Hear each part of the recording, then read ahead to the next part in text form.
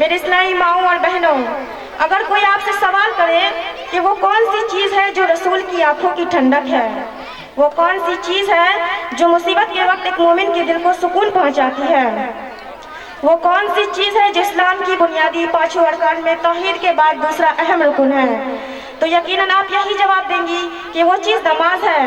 جی ہاں میری بہنوں، یہ نماز ہے جس کا ذکر قرآن مجید میں 70 سے زائد مقامات پر آیا ہے۔ یہ نماز ہے جو مومن کی معراج ہے، یہ نماز ہے جو آدمی اور کافر کے درمیان فرق کرنے والی عبادت ہے، یہ نماز ہی ہے جس کے بارے میں قرآن کہتا ہے وَاسْتَعِينُوا بِالصَّبْرِ وَالصَّلَاةِ وَإِنَّهَا لَكَبِيرَةٌ إِلَّا عَلَى الْخَاشِعِينَ، یعنی صبر اور نماز سے اللہ کی مدد حاصل کرو۔ یہ نماز ہی ہے جس کے بارے میں رسول صلی اللہ علیہ وسلم فرماتے ہیں بَيْنَ الرَّجُلِ وَبَيْنَ الشِّرْكِ وَالْكُفْرِ تَرْكُ الصَّلَاةِ، یعنی آدمی اور کافر کے درمیان فرق کرنے والی عبادت نماز ہے۔ یہ نماز ہے جس کے بارے میں ام عائشہ رضی اللہ عنہ فرماتی ہے اذا حضبه امر صلى، یعنی نبی صلی اللہ علیہ وسلم کو جب بھی کوئی تکلیف ہوتی تو آپ نماز میں مشغول ہو جاتے ہیں۔ میری اسلامی ماؤں اور بہنوں، کس قدر افسوس کی بات ہے، دن کا اتنا اہم ستون نبی کی آنکھوں کی ٹھنڈک، اور آج ہم اس سے غافل ہیں۔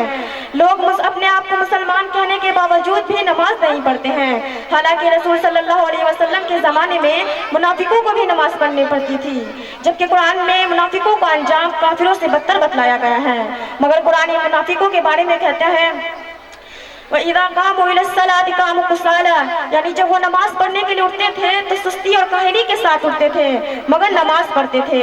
گویا ہمارا حال تو یہ ہے کہ اذان ہوتی رہتی ہے، ہم ٹی وی میں، میوزک میں، کھیل کود میں، اپنے کام کاج میں مشغول رہتے ہیں، ہمارے کانوں پر جو تک نہیں رنگتی۔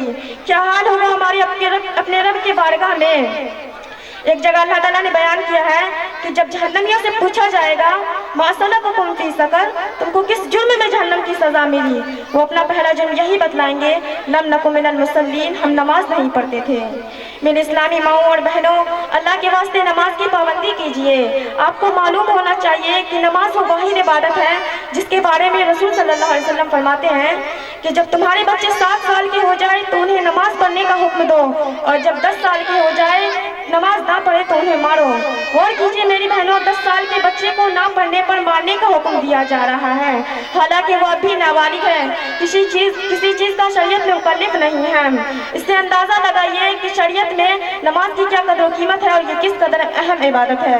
اب میں آخر میں اللہ تعالیٰ سے دعا کرتی ہوں کہ اللہ تعالیٰ دنیا کے تمام مسلمانوں کو نماز پڑھنے کی توفیق عطا فرمائے اور اس کی اہمیت کو سمجھنے کی توفیق عطا فرمائے۔ آمین وآخر الدعوانا الحمدللہ رب العالمین۔ السلام علیکم۔